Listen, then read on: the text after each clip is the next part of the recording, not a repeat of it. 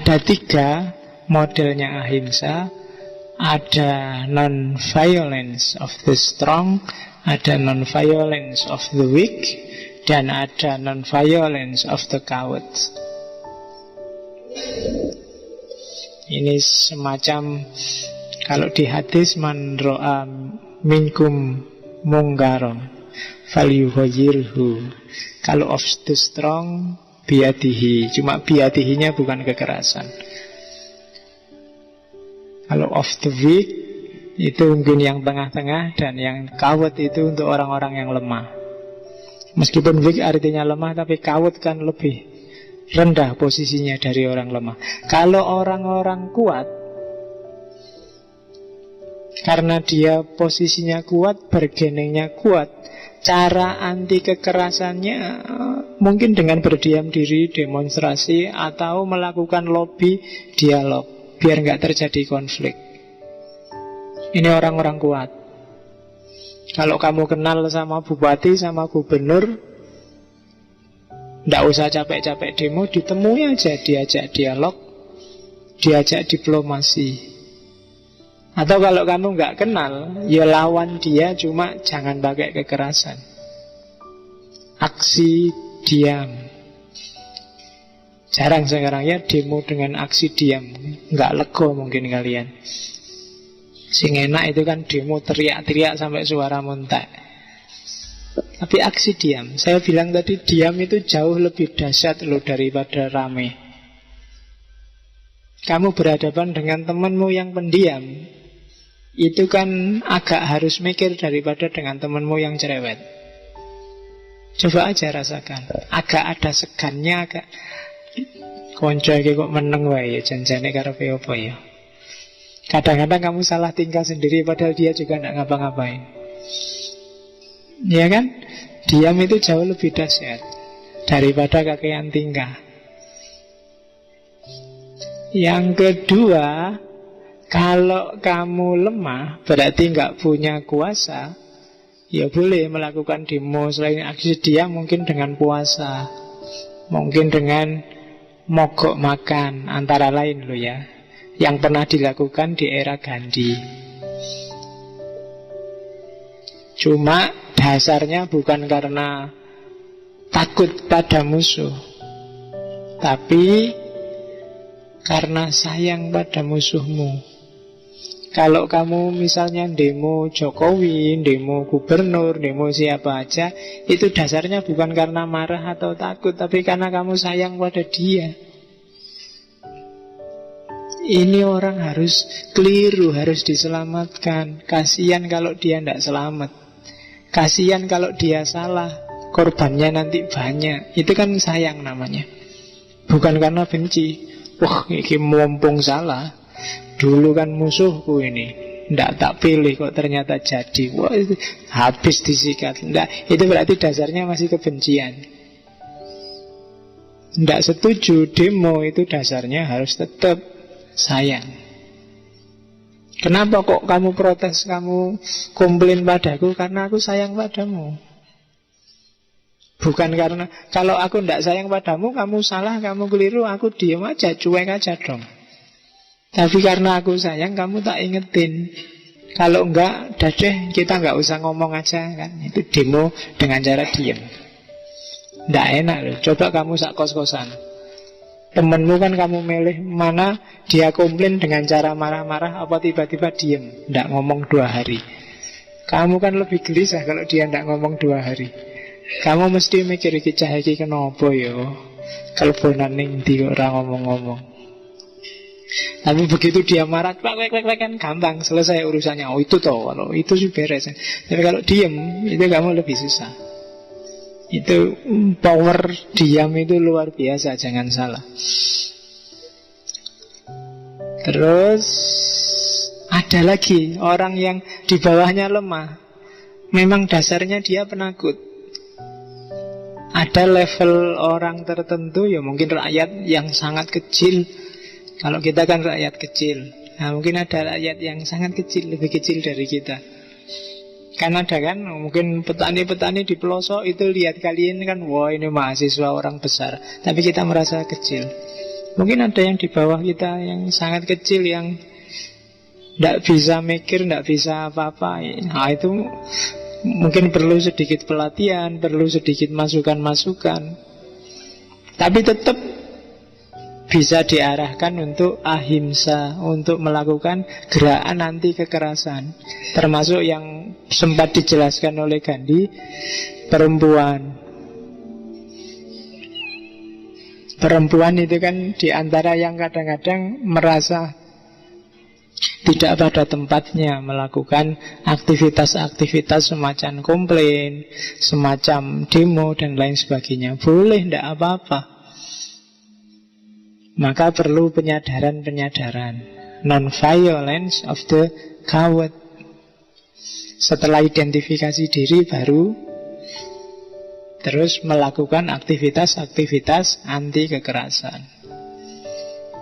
Oke, itu model-modelnya ahimsa. Oke.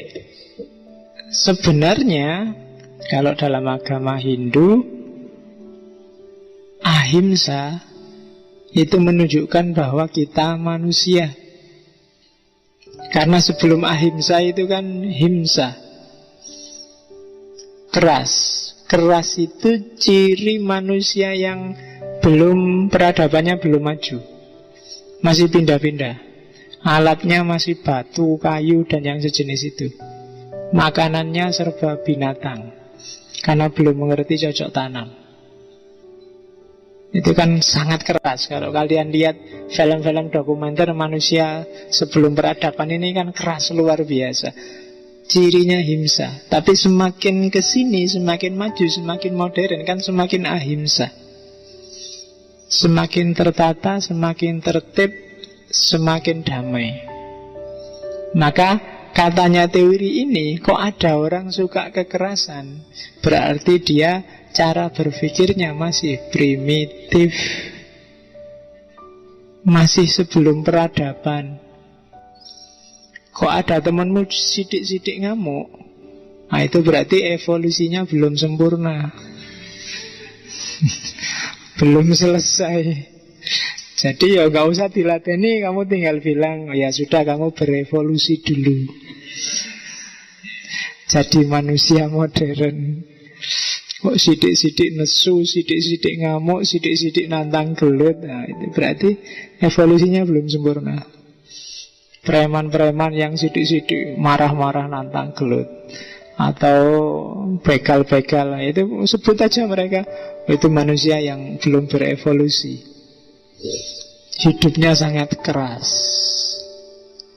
Nah, padahal harusnya manusia dalam peradaban hari ini itu hidupnya jauh lebih beradab. Itu nanti yang dijadikan modus antara lain bahwa beberapa Brahmacharya termasuk Gandhi itu vegetarian. Dia tidak mau makan yang daging-dagingan, karena dianggap itu diantara ciri manusia yang evolusinya belum sempurna. Manusia yang evolusinya sempurna sudah ngerti cocok tanam, yo hasil cocok tanamnya yang dimakan, bukan makhluk hidup yang lain. Nah itu perspektif kalau itu. Tapi yang jelas yang urusan kekerasan tadi yang harus kamu bereskan. Kalau batinmu masih keras, masih suka marah-marah, nah itu masalah. Berarti evolusimu belum tuntas. Oke. Di mana sih? Kenapa sih harus ahimsa? Kalau anti kekerasan kan berarti harus nggak usah terlibat dalam hidup sehari-hari, Pak. Minggir aja. Kok anti kekerasan ada yang demo sampai diem segala? Enggak. Meskipun anti kekerasan juga harus peduli dengan kehidupan sehari-hari.